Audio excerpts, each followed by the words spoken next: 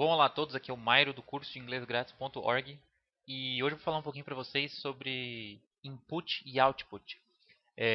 Input e output são dois conceitos muito importantes no aprendizado de idiomas e que muita gente não conhece e que eu acredito que são dois conceitos muito importantes para qualquer estudante de idiomas, não só para um professor de idiomas ou um estudioso assim, mais a fundo, mas para quem estuda mesmo, né? Para o aluno mesmo, é bom ele conhecer, é bom ele saber o que é, para que ele possa aplicar esses conceitos no dia a dia, na forma que ele estuda e possa estudar de uma maneira mais correta e mais produtiva. Bom, é, vamos começar? O que é input? Bom, input, se você olhar no dicionário, né, no dicionário de inglês, o que é input, você vai ver que input é quantidade que entra, quantidade ou força que é consumida, absorção. Input é qualquer informação que você adquire. Na área do aprendizado de idiomas, né, input vai ser tudo aquilo que você lê ou que você escuta. Então, toda vez que você lê uma palavra, uma frase, um diálogo, você está recebendo uma informação. E essa informação a gente chama de input. Ok? O contrário do input é o output. É, Output, se a gente olhar no dicionário, a gente vai encontrar essa definição: produção, rendimento. E na área de idiomas, é tudo aquilo que você fala ou escreve. Quando você fala uma palavra, uma frase, um diálogo, né, você escreve um texto, escreve uma frase, qualquer coisa, digita uma mensagem no computador. Tudo isso é uma atividade de output, é uma produção. Né? Então, input é aquela informação que você recebe, output é aquela informação que você produz. Né? Se a gente levar em conta as 4 habilidades do aprendizado de idiomas, que são leitura, compreensão oral, escrita e fala, a gente vai ver que a leitura e a compreensão oral são atividades de input. Né? Você está recebendo informações. E a escrita e a fala são atividades de output, ou seja, você está produzindo, né, essas informações. É importante que você lembre disso, entenda, né, esse conceito. Se você souber o que é in e out, né, você vê que input, né, começa com in, output começa com out. In significa para dentro, né, que está entrando. Out, para fora, está saindo. Ou seja, in, as informações estão entrando, né, input, output, né, out para fora, as informações estão saindo. Você está produzindo essas informações. A gente precisa então entender como é que funciona a relação entre input e output no aprendizado de idiomas. Bom, vamos dar uma olhada então, relação input e output, né? Como é que funciona na prática. Quando você pratica atividades de input, ou seja, quando você lê, quando você escuta alguma coisa, assiste televisão, né, que você está escutando, né, recebendo informações, sempre que você recebe uma informação, né, todas essas informações elas vão entrando no seu cérebro, elas vão armazenando, né, vão ficando armazenadas dentro da sua cabeça, como se o seu cérebro fosse uma imensa biblioteca. Né? Imagina, o seu cérebro, quando você nasce, é uma biblioteca vazia, não tem nada. Conforme as pessoas vão falando, você vai observando, né, você vai captando essas informações, a sua biblioteca vai aumentando, né, vai ficando cheia de livros, vai ficando cada vez com mais informações.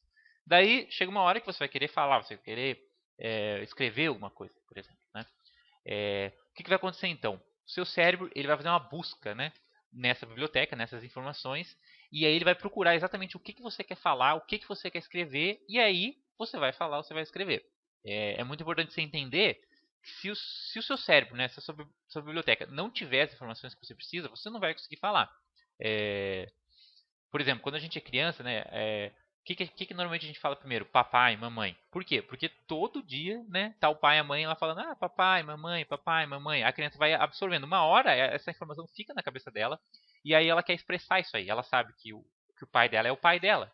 Né? E aí uma hora ela entende, essa informação registrada, armazenada, né, ela entende, e ela coloca para fora. Mas se ninguém nunca falou papai e mamãe para ela não vai conseguir, né? A criança não vai do nada simplesmente falar papai e mamãe se ela nunca ouviu essa palavra antes. E isso se repete ao longo de toda a nossa vida, para todas as palavras. Você nunca vai conseguir falar uma palavra, por exemplo, que você nunca escutou, você nunca viu em lugar nenhum, porque você simplesmente não conhece essa palavra.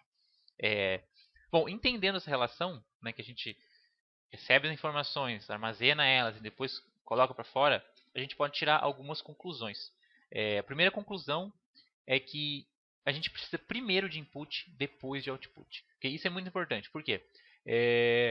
Porque normalmente, se você olhar os vários métodos, vários cursos de inglês, eles focam muito em falar, em escrever e pouco em entender e ler. Ok? O que acontece daí? Acontece que o aluno tenta falar, mas ele não consegue. Ele não tem as palavras, ele não tem as estruturas gramaticais, as frases na cabeça dele, né? Então é muito importante, né, que você pare, observe seus estudos e veja, será que eu estou primeiro aprendendo a entender, primeiro aprendendo a ler, para depois tentar falar, tentar escrever, né? Primeiro você, então lembrando, primeiro você recebe o input, né? Você recebe as informações, depois, né, que você já tiver todo esse repertório, você coloca para fora. Daí, a gente vai para uma segunda conclusão, que é você precisa de mais input do que output. Né? Não basta você receber a mesma quantidade do que você produz. Não, você precisa receber muito mais. Okay? Eu diria que umas 3 vezes mais. Então, se você passa 1 hora treinando a sua fala, por exemplo, por semana, o ideal seria que você passasse umas 3 horas escutando, né?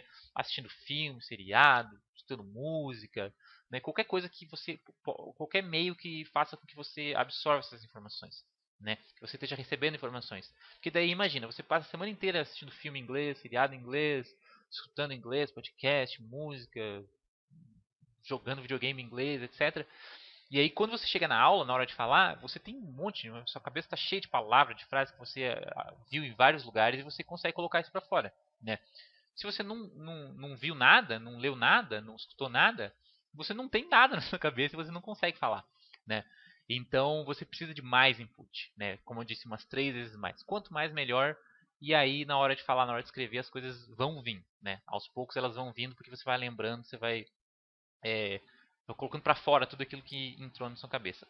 Por fim, conclusão de estudo é que pouco input, baixa produção. Se você recebe poucas informações, a sua produção vai ser baixa, como se você fosse uma fábrica, por exemplo. Se você tem pouco material, você vai produzir poucos produtos, né? Agora, se você tem muito material, né, muito input, muitas informações, vai ter uma produção muito boa, vai sair muita coisa da sua cabeça. É claro que no início as coisas vão ser meio embaralhadas, não vai ser bem certinho, mas com o tempo, né, essas informações vão, né, a sua cabeça, por conta própria, vai colocando as coisas no lugar certo, você vai corrigindo isso, corrigindo aquilo, e você vai ter uma produção muito boa, né? Você vai conseguir falar, escrever com uma qualidade muito, muito alta. Bom, pessoal, então é isso aí. Espero que vocês tenham gostado. Se vocês quiserem ler mais sobre isso, visite o nosso site, é o cursodeinglesgrátis.org. Lá você vai ter um artigo que explica um pouco mais de detalhes, né, o que eu falei, e vários outros artigos que podem ajudar você aí no aprendizado do inglês. Então é isso aí, até a próxima.